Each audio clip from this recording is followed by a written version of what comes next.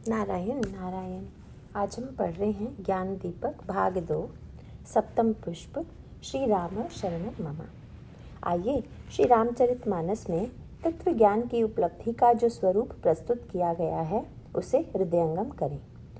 जब ज्ञान के साथ तत्व शब्द का प्रयोग करते हैं तो उसका तात्पर्य यह है कि संसार में अनगिनत वस्तुएं हैं और उनमें विज्ञान प्राप्त करने की मनुष्य में इच्छा है, जिसे आधुनिक विज्ञान कहते हैं, और मनुष्य उसी भौतिक विज्ञान की खोज में लगा हुआ है। उस भौतिक विज्ञान का चमत्कार हम सबके सामने है। कैसे विलक्षण विलक्षण आविष्कार वैज्ञानिकों ने किए हैं, कैसे कैसे यंत्रों का निर्माण हुआ है, कैसी अद्भुत गति की क्षमता व्यक्ति को प्राप्त हुई है, और जब उस पर दृष्टि डालते हैं तो व्यक्ति को आश्चर्यचकित होना पड़ता है। व्यक्ति आज चंद्रमा तक की यात्रा करने में समर्थ हो चुका है। यह सब भौतिक विज्ञान का ही चमत्कार है। भौतिक विज्ञान के द्वारा जिन वस्तुओं की उपलब्धि होती है और जिस मात्रा में भौतिक विज्ञान ने उन्नति की है, जितने आविष्कार और जितने चमत्कार हुए हैं, उनसे मनुष्य के मन की शांति बढ़ी है क्या?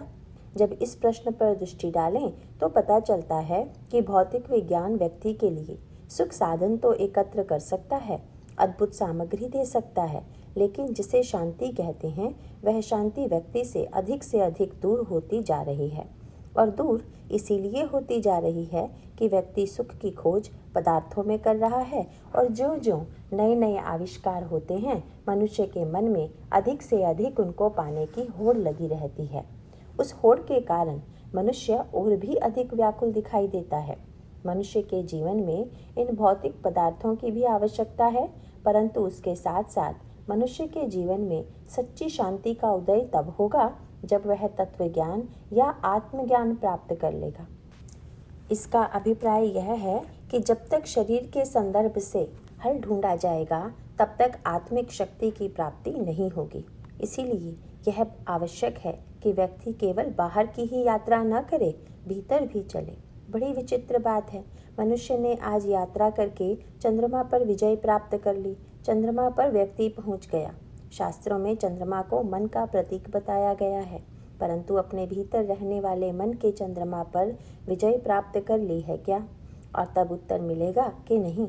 बड़ा विलक्षण है कि इतनी दूरी तो पार कर ली, लेकिन इतनी दूरी, इतनी कम दूरी कहना भी जिसके लिए ठीक शब्द नहीं है, हम पार नहीं कर पाए।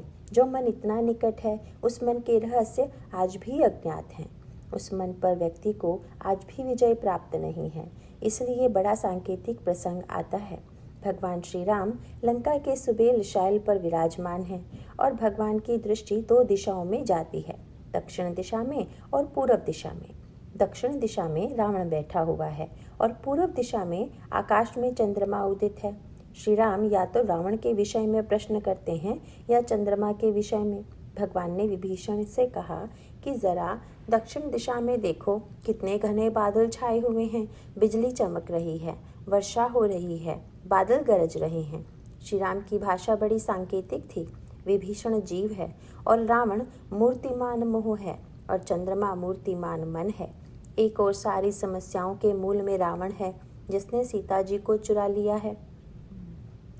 हमारे अंतःकरण के मोह ने हमारी शक्ति को चुरा लिया है। मोह के स्वरूप को समझने की आवश्यकता है।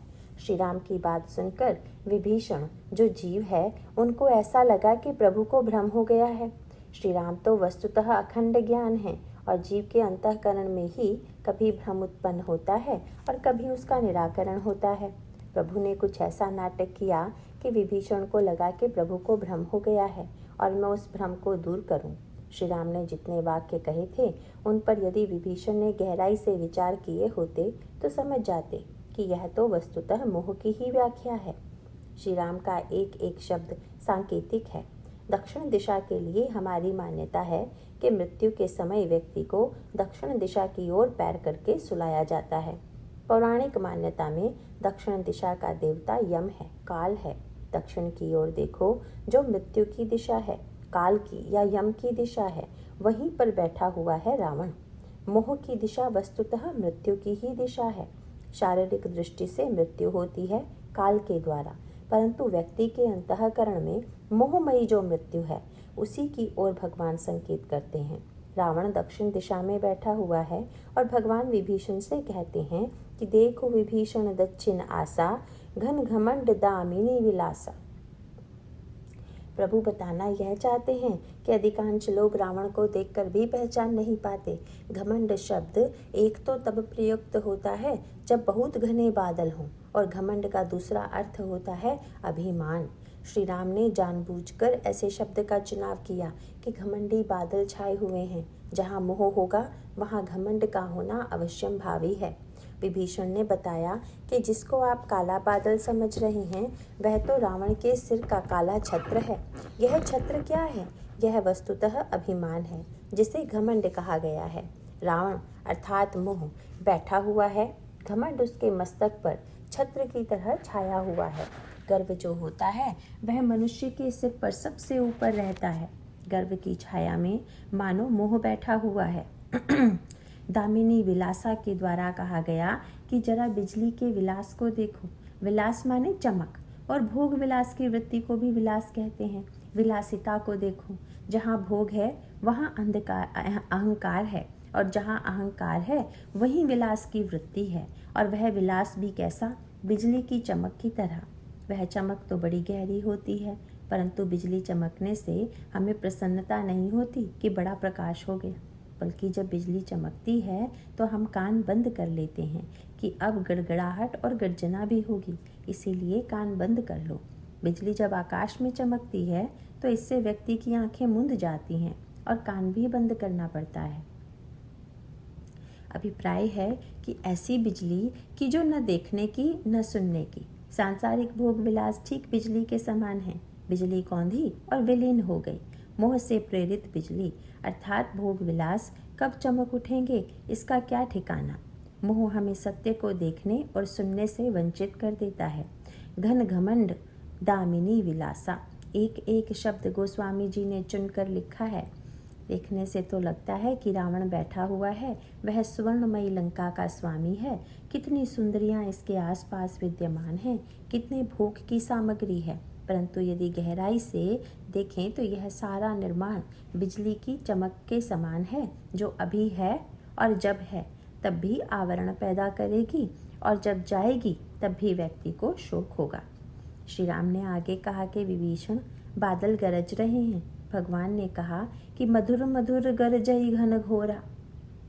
मधुर मधुर स्वर में घोर गर्जना हो रही है। हिंदी भाषा में मधुर और घोर दोनों शब्द एक दूसरे के विरोधी हैं। घोर शब्द तब कहते हैं जब कोई बड़ा कर्णकटु भीषण शब्द हो, और मधुर शब्द तब कहते हैं कि जब कानों को शब्द बड़ा प्रिय लगे। ये साहित्यिक दृष्टि से विपरीत शब्द हैं। जैसे कुछ लोग कहते हैं कि भगवान ने बड़ी भयंकर कृपा की।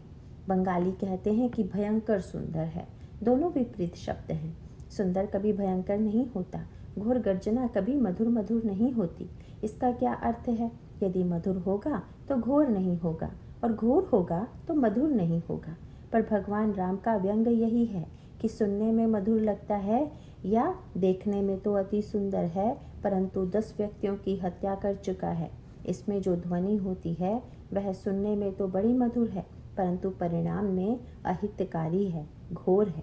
बादल मधुर मधुर गर्जना कर रहे हैं, जो सुनने में तो मधुर लग रहा है, परंतु परिणाम यह हो रहा है कि आकाश से ओले गिर करके सारी खेती को नष्ट कर रहे हैं। भगवान राम का तात्पर्य यह था कि यह जो ध्वनि हो रही है, इसको बहिरंग दृष्टि से जो देखेगा उसको मधुर लगेगी, परंतु इसका परिणाम उपल वर्षा के द्वारा धान की हरी भरी खेती को नष्ट करना होगा। व्यक्ति अपने जीवन में सद्विचारों की खेती करे, पर मोह जो रावण के रूप में बैठा हुआ बादल है, जहाँ क्षणिक बिजली चमक रही है, वह तो वस्तुतः ओलों की वर्षा के द्वारा होई वृष्टि जनि उपल कठोरा खेती का सत्यानाश ही करेगा।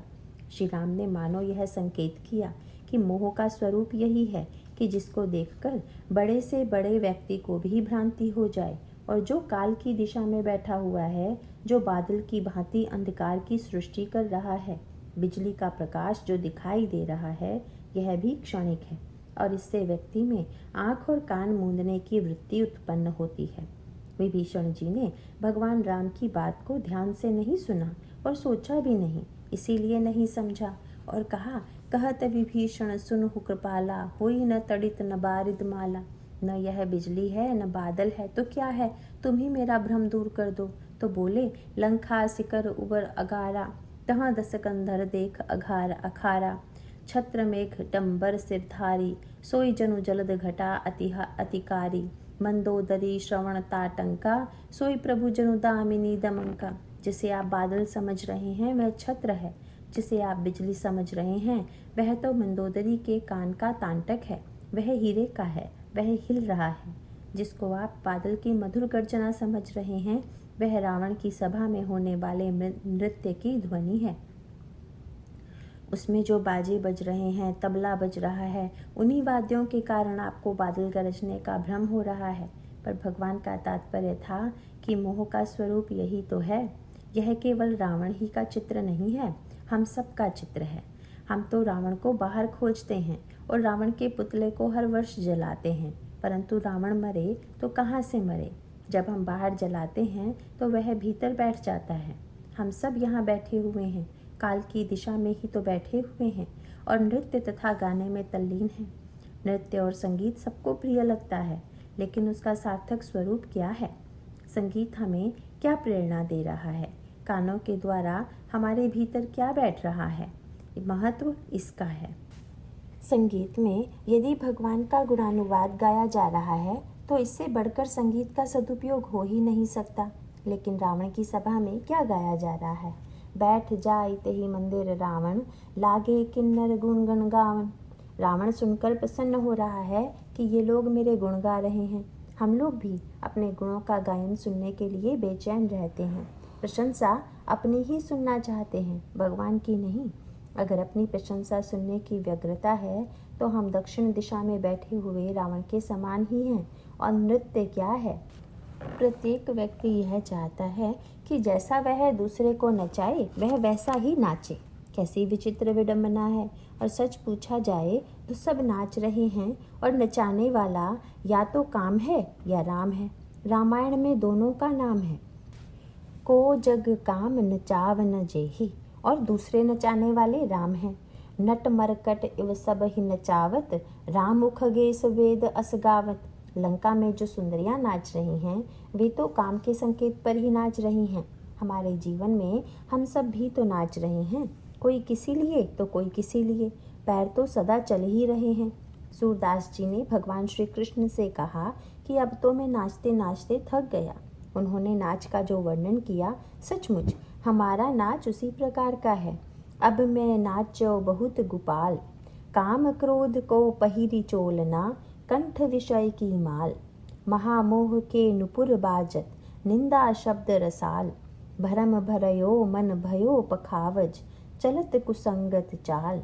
तृष्णा नाद करत घट भीतर, नाना विधि दय ताल। माया के कटि फेंटा बांधयो, लोभ तिलक दय भाल।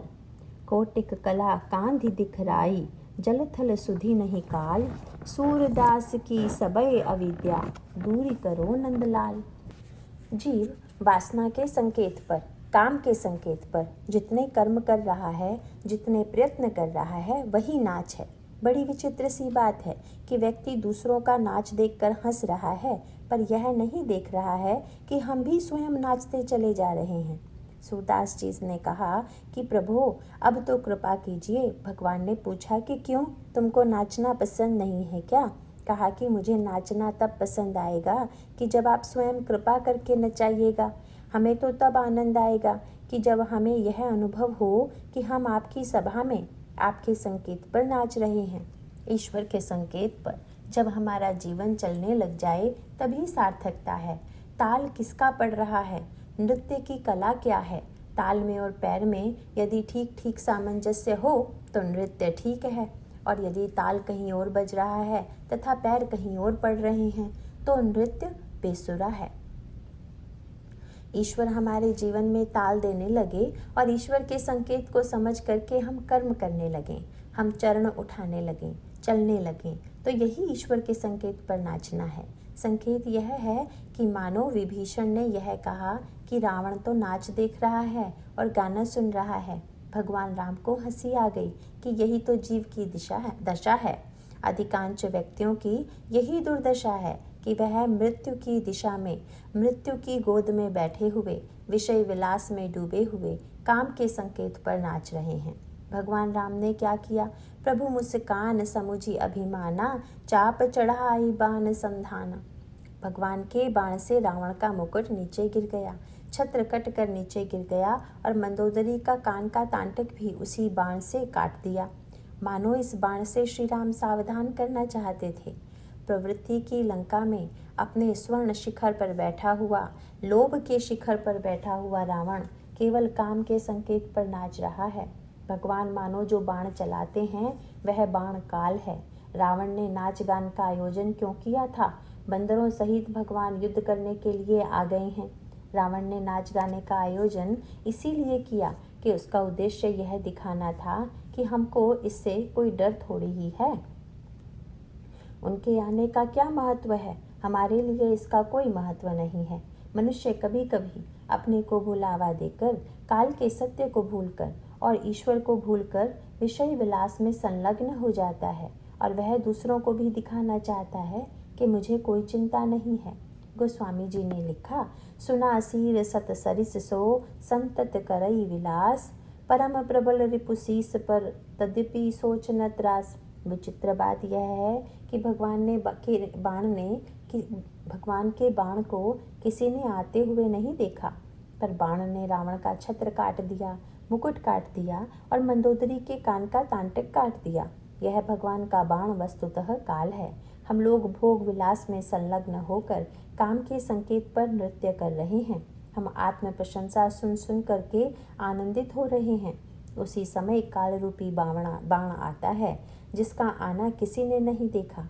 हम लोगों के जीवन में जब काल का बाण चलेगा तो क्या दिखाई देगा कि वह कब आएगा, किस समय, किस क्षण के वह बाण चल जाएगा, यह किसी को दिखाई थोड़े ही देगा।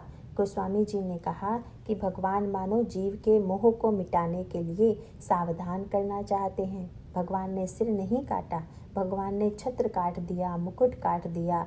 छत्र मुकुट तांटक तब हते एक ही बाण, सबके देखत मही परे मर्मु न को जान। पर कोई भी इसके रहस्य को नहीं जान पाया।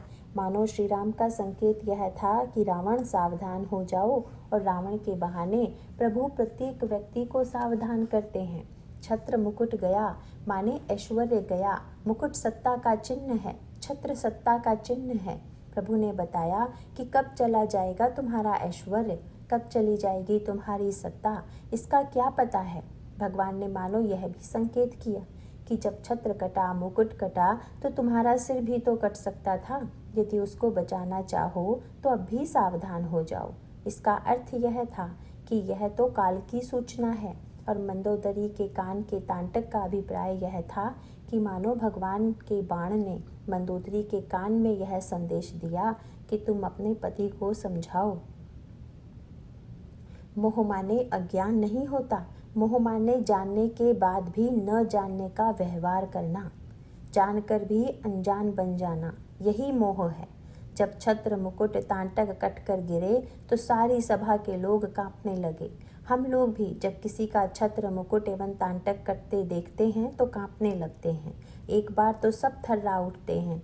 रावण ने जब यह देखा कि सब डर गए हैं तो हंसकर कहा कि यह अपशगुन नहीं, यह तो मेरे लिए शकुन हुआ है। सिर कट जाना बड़ा अपशगुन माना जाता है, परंतु मैंने अपना सिर काटकर शंकर जी को चढ़ाया तो शंकर जी ने वरदान दिया था। अतः मेरा छत्र कटा और मुकुट गिरा तो इसका अर्थ है कि लड़ाई में हमारी जीत ही होने वाली है। कितनी बढ़िया भुलावा देने वाली व्याख्या है। दूसरे मरते रहेंगे, जाते रहेंगे, लेकिन हम तो बने ही रहेंगे। लघु जीवन संबतु पंचदशा, कल्पांत न नास गुमानु असा। मंदोदरी समझ गई कि अपने को धोखा देने में और दूसरों को धोखा देने में रावण प्रवीण है। जो दूसरों को धोखा देता है वह अपने को पहले धोखा देता है। रावण ने अपने को भुलावा दिया और दूसरों को भुलावा दिया। सभा समाप्त कर दी, पर मंदोदरी ने एकांत पाकर रावण को सत्य समझाने की चेष्टा की कि आप किस प्रकार जीवन में अपने को धोखा दे रहे हैं। आपने श्री राम के बाण के चमत्कार को देखा। आप श्री राम का विरोध छोड़कर उनका भजन कीजिए। पर रावण तो महान बुद्धिमान था। उसने मंदोदरी के भाषण की भी व्याख्या कर दी और कहा कि मंदोदरी, तुम्हारा भाषण तो इतना गंभीर था कि मुझे भी समझने में कठिनाई हो गई। मुझे पता ही नहीं था कि तुम इतनी चतुर हो। जानो प्रिया तोरी चतुराई, एहि विधि कहो मोरी प्रभुताई। तब बत कही गूढ़ मृग लोचनी, समुझत सुखद सुनत भयमोचनी। यदि कहीं रावण की बुद्धि में कहीं भी सुलझाहट होती तो मंदोदरी ने बड़ी ही उत्कृष्ट भाषा में संसार के बंधन से मुक्त करने वाली बात कही थी।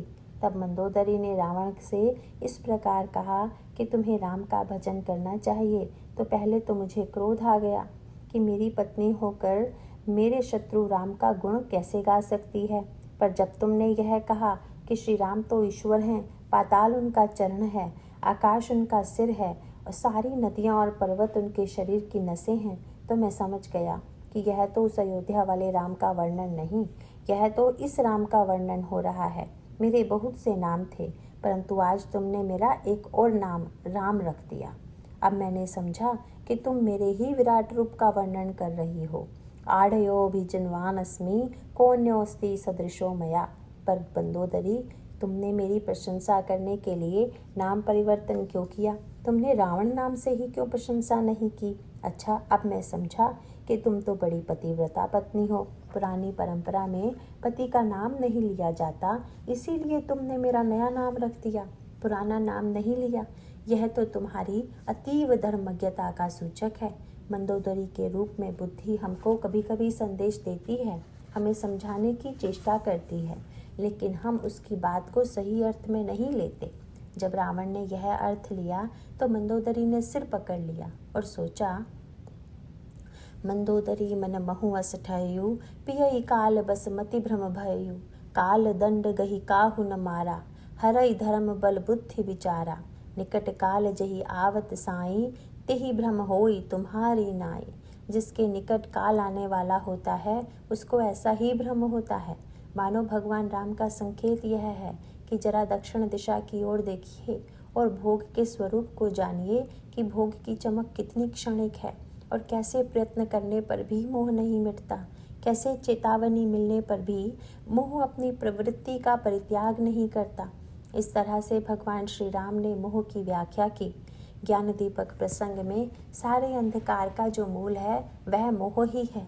इसका सूत्र आपको मिलेगा, जीव हृदय तम मोह विशेषी, ग्रंथि छूट किमि परई न देखी। इसका अभिप्राय है कि मोह ही समस्त दुखों का मूल है। मोह सकल व्याधिन कर मूला। मोह ही अंधकार है। मोह ही मनुष्य के अंतःकरण को निरंतर भ्रमित किए हुए है। भगवान कहते हैं कि मनुष्य को चाहिए कि वह मोह के रहस्य को समझे, मोह को देखकर आँखों के द्वारा धोखा न खा जाए, गहराई से दृष्टि डालकर इसको देखना चाहिए। इसके बाद भगवान राम पूर्व दिशा की ओर देखने लगे। भगवान श्री राम ने जो लोग उनके पास बैठे हुए थे उनसे कहा कि देखो, पूर्व दिशा में चंद्रमा उदित है। पर श्री राम का प्रश्न वहाँ भी बड़ा सांकेतिक था। चंद्रमा देखने में तो इतना उज्जवल है, इतना चमकीला है, परंतु इसके बीच में देखें तो कालापन दिखाई देता है। श्री राम ने अपने मित्रों से पूछा कि कह प्रभु ससी महु में चकताई, कहु काह निज निज मति भाई। चंद्रमा में कालापन क्यों है, यह आप लोग बताइए। चंद्रमा है मन। भगवान कहते हैं कि मित्रों, इतने सुंदर मन पर जिसमें इतनी अद्भुत क्षमता है, यह दुख का कालापन कहाँ से आ गया? दुख के कारण का पता लगाओ। जिन लोगों ने इसका उत्तर दिया उन्होंने वस्तुतः अपने ही मन की व्याख्या की। जिसका मन जैसा था उसको वैसा दिखाई पड़ा। सबने क्रमशः उत्तर दिया। सुग्रीव जी ने कहा कि प्रभु, चंद्रमा में स्वयं यह कालापन नहीं है, पृथ्वी की छाया चंद्रमा में पड़ रही है, वही कालापन है। कह सुग्रीव सुनहु रघुराई, ससी महु प्रगट भूमि कई छाई। इसका भाव यह है कि दुख वास्तविक नहीं है। प्रगट माने यह कि चंद्रमा में वास्तविक कालापन नहीं है, केवल छाया के कारण कालापन प्रतीत हो रहा है। छाया तो पृथ्वी की है, परंतु वह चंद्रमा में दिखाई दे रही है। उसी प्रकार से दुख वास्तविक नहीं है। दुख तो कहीं अन्यत्र है, परंतु मन में उसका प्रतिबिंब पड़ा करता है और उस प्रतिबिंब को ग्रहण करने में तारीफी है। घटनाएं तो होती हैं, उन घटनाओं को हम नहीं पकड़ पाते, पर उन घटनाओं की मन पर जो छाया पड़ती है उसी के कारण हमें दुख की अनुभूति होने लगती है। सुग्रीव ने यह एक कारण बताया। भगवान ने अंगद की ओर देखा। अंगद ने कहा कि महाराज, मुझे तो लगता है कि छाया नहीं है, चंद्रमा के हृदय में छिद्र हो गया है। कैसे? को कह जब विधि रति मुख कीन्हा, सार भाग ससिकर हरि लीना, छिद्र सो प्रगट इंदु उर माही, तेहि मग देखी नभ परिछाही। जब ब्रह्मा जी रति का मुख बनाने लगे तो चंद्रमा को निचोड़कर सारा अमृत उन्होंने रति के मुख में लगा दिया। इसी से बेचारे में छिद्र हो गया है और उसी छिद्र से आकाश दिखाई दे रहा है। यहाँ पर भी संकेत वही है कि छिद्र के कारण दुख है। पहले दुख का कारण है मन पर घटना का प्रतिबिंब। दूसरा कारण है छिद्र, अर्थात छिद्र के कारण दुख। इसका अभिप्राय यह है कि हमको दुख तब होता है कि जब हमको ऐसा प्रतीत होता है कि हमारी वस्तु, हमारी संपत्ति दूसरे को दे दी गई है। चंद्रमा का अमृत रति के मुख में लग गया तो मानो हृदय में छिद्र बन जाता है और उसी छिद्र से आकाश अर्थात खालीपन दिखाई देता है। यह दुख की दूसरी व्याख्या है। अंगद ने भी कहा कि कालापन वास्तविक नहीं है, छिद्र के कारण आकाश का कालापन दिखाई दे रहा है। सुग्रीव ने भी कहा कि कालापन वास्तविक नहीं है, पृथ्वी की छाया पड़ रही है जिससे कालापन प्रतीत हो रहा है। एक ने नीचे की ओर देखा और दूसरे ने ऊपर की ओर कारण देखा। जब विभीषण जी की बारी आई, उन्होंने कहा कि मुझे तो तीसरा ही कारण दिखाई दे रहा है। वस्तुतः जिसके साथ ऐसा दुर्व्यवहार हुआ हो उसके हृदय पर चोट नहीं लगेगी क्या? विभीषण जी ने कहा कि मार्यों राहु ससी ही कह कोई, उर मह परि श्यामता सोई। राहु ने चंद्रमा की छाती में लात मार दिया। प्रभु ने सोचा कि ये रावण के लात का प्रभाव नहीं भूल पाए हैं। उनका अभिप्राय था कि भरी सभा में यदि किसी का इतना अपमान होगा कि उसकी छाती में लात मारा जाए तो उस चोट का हृदय पर चिन्ह नहीं बनेगा क्या? हम कैसे मान लें कि दुख केवल छिद्र से दिखाई देने वाला शून्य मात्र है? नहीं, जब किसी का अपमान होता है तो उसको दुख होता है, चाहे वह घटना भूतकालिक हो जाए, परंतु उसकी छाया तो व्यक्ति के हृदय पर न जाने कब तक बनी रहती है। यह दुख की अलग अलग व्याख्या है। इसका अभिप्राय यह है कि प्रकृति से दुख होता है कि अंतःकरण पर चोट लगने से घटनाओं के कारण दुख होता है। दुख के अलग अलग कारण बताए गए। मानो भगवान कहते हैं कि मन की समस्या पर विचार करो, सारी समस्या यह मन है। चंद्रमा को देखो माने अपने अपने मन को देखो और उसमें दुख कहाँ से आ गया, इस प्रश्न पर विचार करो। एक शिखर पर भगवान है और दूसरे शिखर पर रावण है। एक पर नाच हो रहा है और दूसरे पर सत्संग हो रहा है, विचार विनिमय हो रहा है। इसके बाद बहुत बढ़िया बात आती है। सबने दुख की ही बात की, दुख की ही चर्चा की, परंतु हनुमान जी ने कहा कि दुख से बचने का उपाय क्या है, इस पर विचार करो। दुख क्यों हुआ? दुख के कारण को ढूंढने के झमेले में पड़ने से क्या लाभ? सारे शास्त्रों में दुख के संदर्भ में अलग अलग प्रकार से व्याख्या की गई है। जैसे कोई विद्यार्थी 2 दूनी 5 कह दे तो हम इस बात की छानबीन करने लगें कि कैसे उसने कहा, क्यों कहा, किसने सिखाया, आदि आदि, तो यह झमेला कभी समाप्त ही नहीं होगा। हनुमान जी ने दुख के मिटाने का उपाय बतला दिया। हनुमान जी ने बतला दिया कि तभी तक दुख है जब तक कालापन है, जब तक हम उसे दुख के रूप में देख रहे हैं। जैसे हनुमान जी ने दुख की दिशा ही लौटा दी।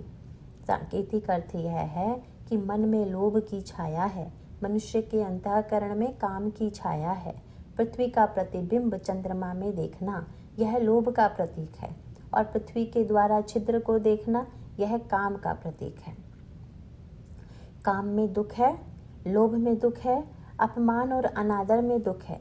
पर हनुमान जी ने कहा कि महाराज, मुझे तो बड़ा आनंद आ रहा है, कालेपन में आनंद आ रहा है। हनुमान जी ने कहा कि प्रभु, जब तक व्यक्ति यह देखता रहेगा कि दुख काला होता है और दुख कैसे मिटे, तब तक तो दुख मिटने वाला नहीं है।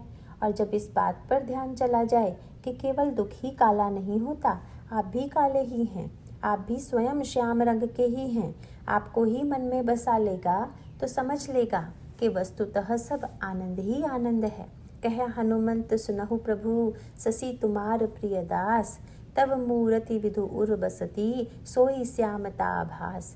इसका सांकेतिक सूत्र यह है कि मन का दुख तब तक बना रहेगा जब तक हम दुख की खोज में प्रयत्न करते रहेंगे, पर दुख मिटाने का उपाय यह है कि जब हमें दुख में भी प्रभु दिखाई देने लगे तब दुख मिट जाएगा।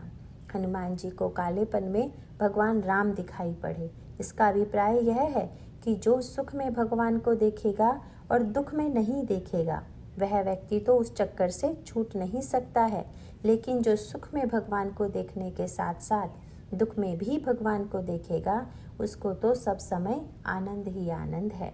जिस समय अमृत के लिए समुद्र मंथन हुआ तो विष पहले निकला। अमृत सुख है और विष दुख है। व्यक्ति चाहता है कि हमें सुख मिले, पर निकल आता है दुख। देवताओं ने भगवान को उल्हाना दिया कि आपने तो कहा था कि अमृत निकलेगा, क्या यही अमृत है? हम लोग भी कभी कभी भगवान को उल्हाना देते हैं कि हमने इतना पूजा पाठ किया, इतना जप किया, क्या इसी के लिए किया था?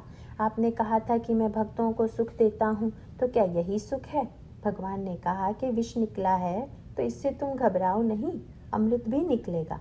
देवताओं ने कहा कि कोई बचा रहेगा तब ना अमृत पिएगा, पहले ही विष सबको जला देगा तो पिएगा कौन? भगवान ने मुस्कुरा कर कहा कि शंकर जी के पास जाओ और कहो कि वे विष पी लें। भगवान ने बंटवारे में स्वयं बढ़िया बढ़िया वस्तुएं ले ली। स्वयं लक्ष्मी जी को ले लिया जो स्वयं सुख रूपा हैं। कौस्तुभ मणि को भी भगवान ने धारण कर लिया, वह भी ऐश्वर्य का सूचक है। यह सब तो स्वयं ले लिया, परंतु भगवान कहते हैं कि विष तो शंकर जी ही पिएंगे। शंकर जी को तो बिगड़ खड़े हो जाना चाहिए था। नारद जी तो शंकर जी की ओर से लड़े और भगवान से कह दिया कि असुर सुरा विष शंकर ही आपुरमा मणि चारु, स्वार्थ साधक कुटिल तुम सदा कपट व्यवहारु। जब कभी हमारी इच्छा पूरी नहीं होती, जब कभी दुख आ जाता है, तो हम भी ईश्वर को 10 खरी खोटी सुनाए बिना नहीं रहते। नारद जी ने तो केवल एक ही बार सुनाया था, पर हम कितनी बार सुनाते हैं इसका कोई ठिकाना नहीं है। जब शंकर जी के पास गए और कहा कि आप विष पी लीजिए, तो शंकर जी ने कहा कि पहले तुम लोग यह बतलाओ कि तुमको किसने भेजा है। यह बहुत बढ़िया दृष्टि है। जब दुख आए तो दुख की ओर मत देखिए, बल्कि उसको भेजने वाला कौन है इसका पता लगाइए। जब उन्होंने कहा कि भगवान विष्णु ने कहा है, तो शंकर जी गदगद हो गए। सुख से व्यक्ति को आनंद मिलता है, यह तो संसार के सभी प्राणी जानते हैं, पर जब दुख का विष आए तो भी भगवान का भेजा हुआ मान करके स्वीकार करना चाहिए। शंकर जी ने उस विष को भी धारण कर लिया। रामायण में कितनी बढ़िया बात कही गई कि और देवता तो अमृत पीकर अमर हुए, पर शंकर जी विष पीकर अमर हो गए। दुख को भी सुख समझकर प्रसन्न होना, यही शंकर जी का विषपान है। सुख में प्रसन्न होना तो प्रत्येक व्यक्ति का काम है, परंतु दुख पाकर भी प्रसन्न होना, यही शंकर जी का कार्य है। शंकर जी को ही विष क्यों पिलाया? शंकर जी हैं मूर्तिमान विश्वास। विष को भी पचाना यह ईश्वर के बस की बात नहीं है, यह तो केवल विश्वास के बस की बात है। ईश्वर तो स्वयं ही इस समुद्र की सृष्टि करने वाला है। उसने कहा कि जिसमें अविचल विश्वास होगा, अविचल आस्था होगी कि प्रभु जो भी करते हैं, जो कुछ भी भेजते हैं, उन सब में हमारा कल्याण ही होगा। ऐसी दृढ़ आस्था और अचल विश्वास जिसके अंदर है, वही विश्वास उस विष को पी सकता है। शंकर जी विष पीकर और भी महान हो गए। देवता स्तुति करने लगे कि हम लोग तो सचमुच यही समझते थे कि विष मारता है, परंतु ऐसा लगता है कि आप इतने महान हैं कि विष का भी प्रभाव चला गया। शंकर जी ने यह अभिमान नहीं किया कि मैंने विष पचा लिया। शंकर जी ने कहा कि मेरा कोई चमत्कार थोड़े ही है। बोले कि मैं तो मुंह से राम नाम लेता ही रहता हूँ। आपने यदि विष दिया है तो मैंने विष और राम दोनों को मिला दिया तो विश्राम बन गया। शब्द बहुत बढ़िया बन गया। विष में राम मिला दीजिए तो विश्राम हो गया, और विश्राम में से राम को निकाल दीजिए तो विष हो जाएगा। इसका अभिप्राय यह है कि जीवन में ईश्वर है, तो विष भी हमारे लिए, दुख भी हमारे लिए कल्याणकारी बन सकता है। और अगर हमारे जीवन में ईश्वर के आश्रय का अभाव हो गया तो हम जीवन में विश्राम प्राप्त करने का कितना भी प्रयत्न क्यों न करें, विश्राम प्राप्त नहीं हो सकता। सभी तो विश्राम प्राप्त करना चाहते हैं, पर यदि कोई राम को छोड़कर विश्राम प्राप्त करना चाहेगा तो यह निश्चित है कि उसको विष ही मिलेगा। भगवान ने लंका के शिखर पर बैठकर जो विचार किया वह मानो हम सबके लिए है। अगर हम मोह का स्वरूप समझ लें और हम अंत में मन के दुख की समस्या का समाधान हनुमान जी की तरह ढूंढ लें तो हम कृतार्थ हो सकते हैं। प्रभु ने किसी के मत का खंडन तो नहीं किया, परंतु गोस्वामी जी ने लिखा कि अंगद, सुग्रीव और विभीषण की बात सुनकर तो प्रभु गंभीर बने रहे, परंतु हनुमान जी की बात सुनकर भगवान खूब हंसे। पवन तनय के वचन सुनी, बिहसे राम सुजान।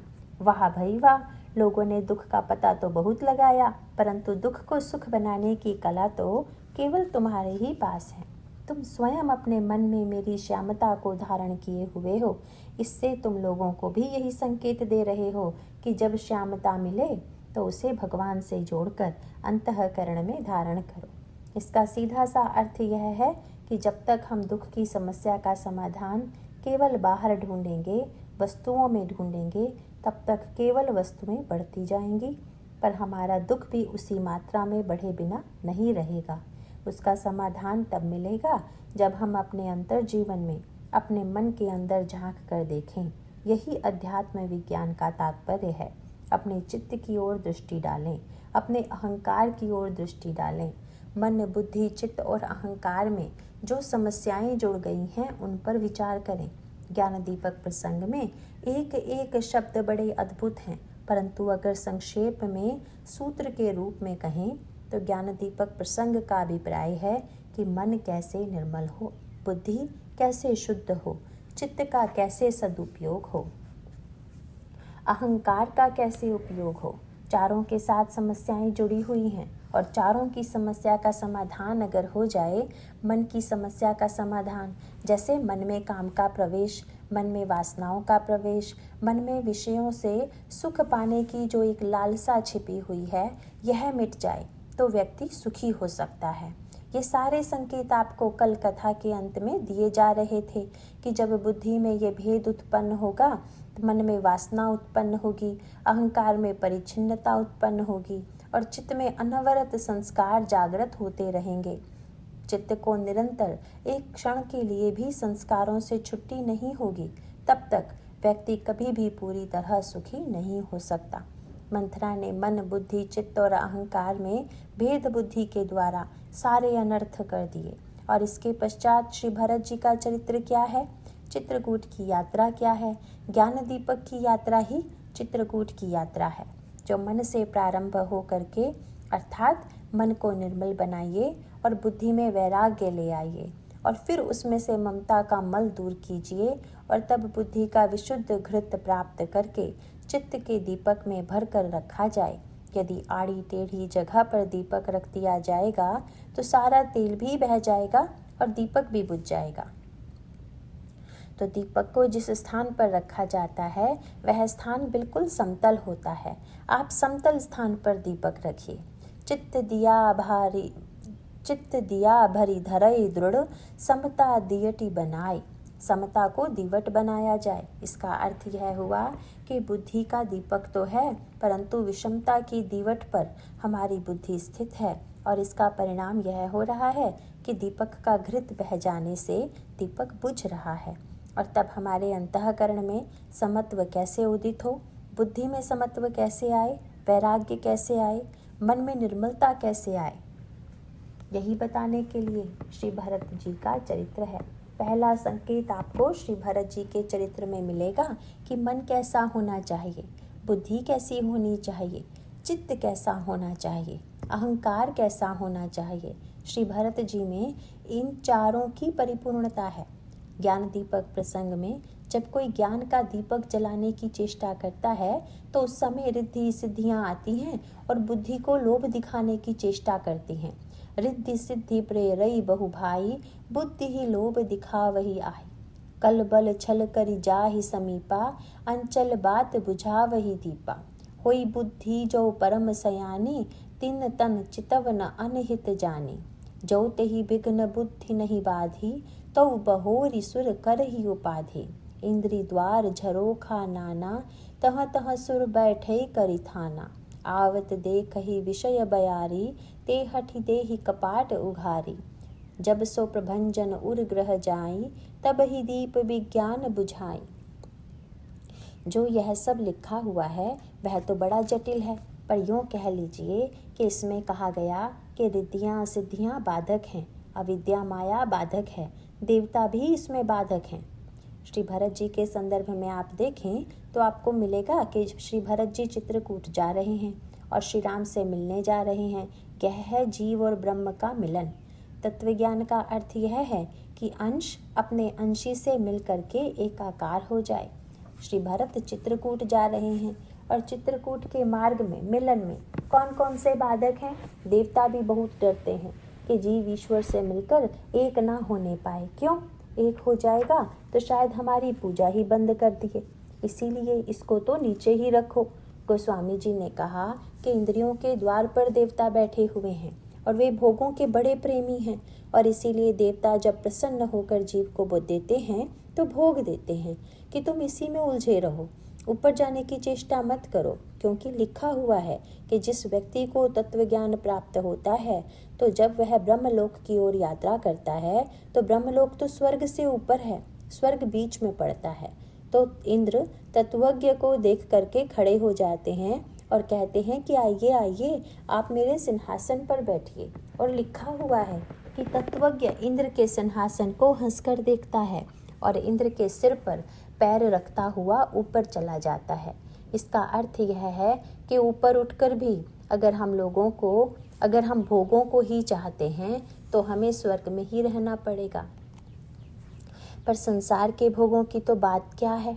स्वर्ग के भोग भी जिसे आकृष्ट न कर सकें और वह उससे भी ऊपर उठ जाए, वही सच्चा तत्वज्ञ है। आप रामायण में देखेंगे कि देवता चाहते हैं कि श्री राम और श्री भरत की भेंट ना होने पाए, राम ही भरत ही भेंट ना होए। जब देवताओं ने देखा कि ये तो चले ही जा रहे हैं, तब उन्होंने सरस्वती जी को बुलाया और बोले कि देवी दया कीजिए, उस समय तो आपने बड़ी सहायता की जिससे राम वन चले गए। अब यदि भरत मिलेंगे तो शायद राम को लौटा ले जाएंगे, तब फिर रावण के संहार का कार्य कैसे होगा? अतः आप श्री भरत जी की बुद्धि को भी चुरा लीजिए। सरस्वती जी ने बहुत बढ़िया बात कही। पहले तो सरस्वती जी चुप होकर इंद्र की ओर देखने लगी। इंद्र ने कहा कि देवी, आपने मेरी बात का उत्तर नहीं दिया, आप मेरी ओर देख क्यों रही हैं? तो सरस्वती जी ने कहा कि ऐसा आश्चर्य तो मैंने संसार में कहीं नहीं देखा। तुम्हारे पास 1000 नेत्र कहे जाते हैं, परंतु 1000 नेत्र वाला अंधा है, यह मैं पहली बार देख रही हूँ।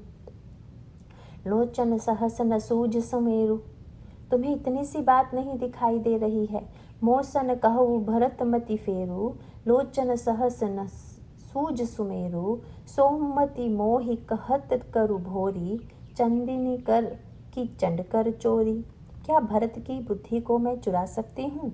अगर श्री भरत ने बुद्धि को अपना माना होता तब तो मैं चुरा लेती, लेकिन जैसे चंद्रिका को चंद्र से अलग नहीं माना जा सकता है, उसी प्रकार से जिनकी बुद्धि भगवान से जुड़ी हुई है उसमें मैं क्या कर सकती हूँ।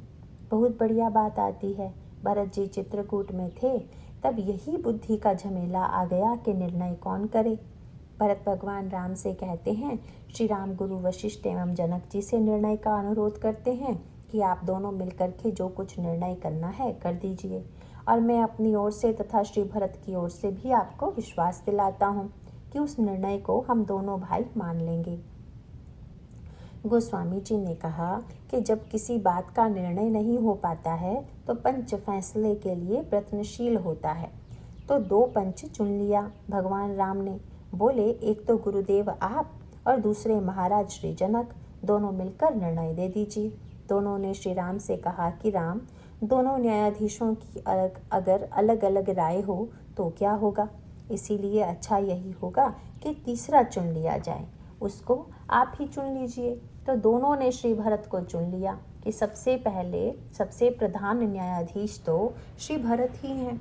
तब श्री राम ने कहा कि भरत, तुम क्या चाहते हो वह बोलो।